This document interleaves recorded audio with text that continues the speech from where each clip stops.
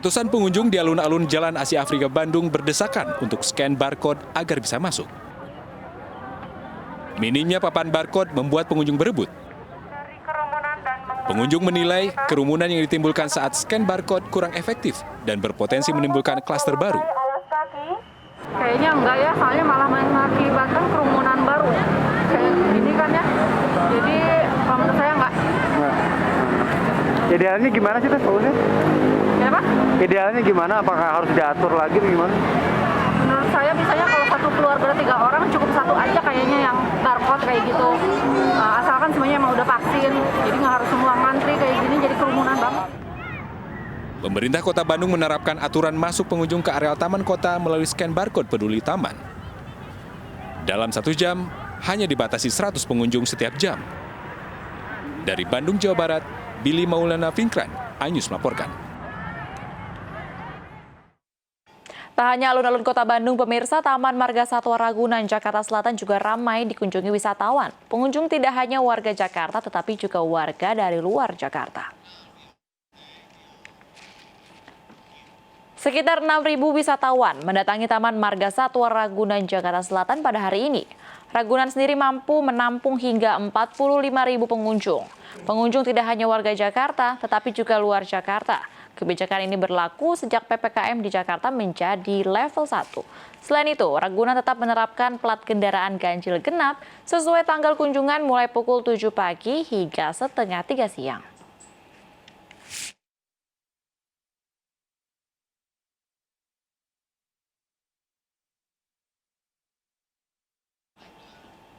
Selanjutnya pemirsa, guna mengurangi kemacetan di jalur Puncak Bogor arah Jakarta, malam ini diberlakukan sistem one way atau satu arah menuju Jakarta. Berikut laporan rekan Bunga Cinka dari kawasan Puncak Bogor, Jawa Barat.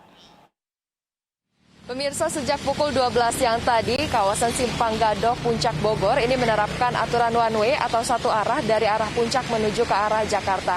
Hal ini untuk mengantisipasi kepadatan kendaraan yang hendak pulang ke arah Jakarta, karena memang menurut data yang kami dapatkan dari tol Exit Ciawi, ini ada sekitar 20.000 kendaraan yang ada di Puncak atau belum mengarah kembali ke Jakarta dari Jumat lalu. Dan jika dibandingkan dengan pagi tadi saat aturan penerapan ganjil genap diberlakukan, ini situasi saat ini cenderung landai, ramai lancar. Kendaraan masih bisa melaju dengan kecepatan 30 sampai 40 km per jam. Dan memang untuk aturan ganjil genap sendiri tadi diberlakukan pada pagi hari, selain karena kawasan Puncak merupakan salah satu kawasan yang seringkali dikunjungi oleh masyarakat untuk menghabiskan waktu di akhir pekan. Aturan ganjil genap ini juga masih diberlakukan karena Kabupaten Bogor hingga saat ini masih berada di PPKM level 3. Dari Kabupaten Bogor, Bunga Cinka, Purwadi, Abdul Rashid, Alaksana, iNews melaporkan. Pemirsa, Komisi 1 DPR RI sore tadi mengunjungi rumah calon Panglima TNI Jenderal Andika Perkasa. Dalam kunjungannya, Komisi 1 mengaku hanya melakukan silaturahmi serta verifikasi faktual dengan bahasan ringan. Sedangkan untuk verifikasi laporan harta kekayaan, penyelenggara negara tidak dibicarakan.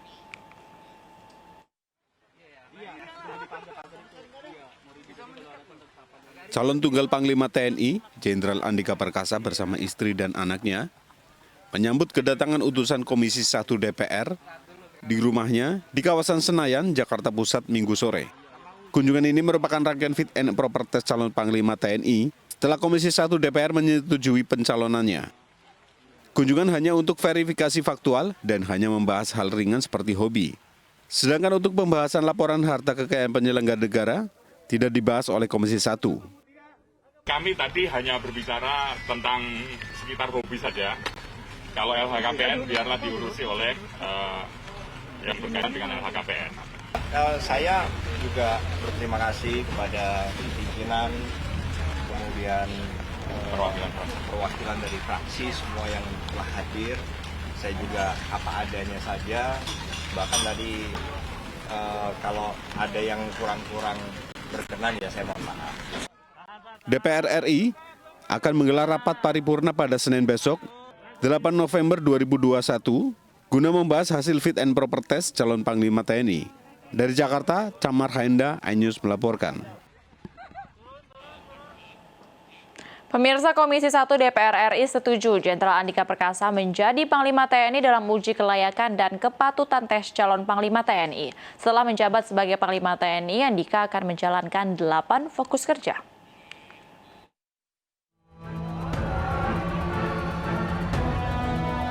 Pada fit and proper test calon Panglima TNI di Gedung DPR RI Sabtu kemarin, Komisi 1 DPR menyetujui Kepala Staf Angkatan Darat Jenderal Andika Perkasa menjadi Panglima TNI.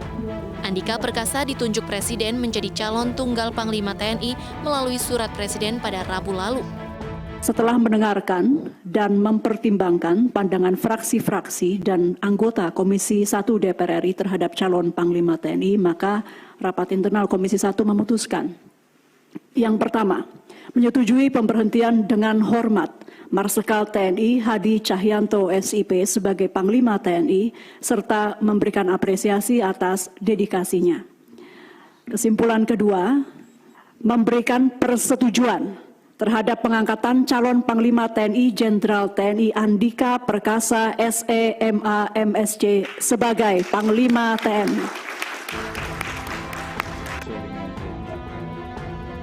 Sebelumnya dalam uji kelayakan dan kepatutan yang digelar secara terbuka dan tertutup, Jenderal Andika Perkasa memaparkan 8 program yang akan diusungnya dengan tagline TNI adalah kita. Saya memilih TNI adalah kita. Memang sangat singkat sekali, tetapi justru di sini saya ingin masyarakat Indonesia, masyarakat internasional, untuk melihat TNI ini sebagai kita atau bagian dari mereka. Terdapat 8 fokus pada program kerja Jenderal Andika Perkasa ketika dirinya menjadi Panglima TNI.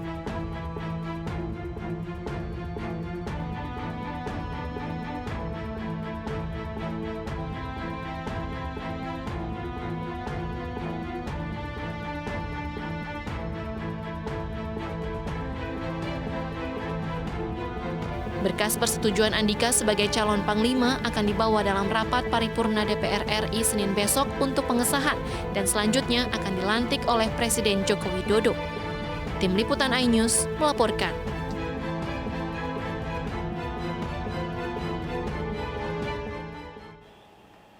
Pemirsa, kebakaran melanda sebuah gudang bekas pabrik minyak di Jalan Raya Cilincing, Jakarta Utara. Usai jeda berikut, tetaplah di iNews Malam.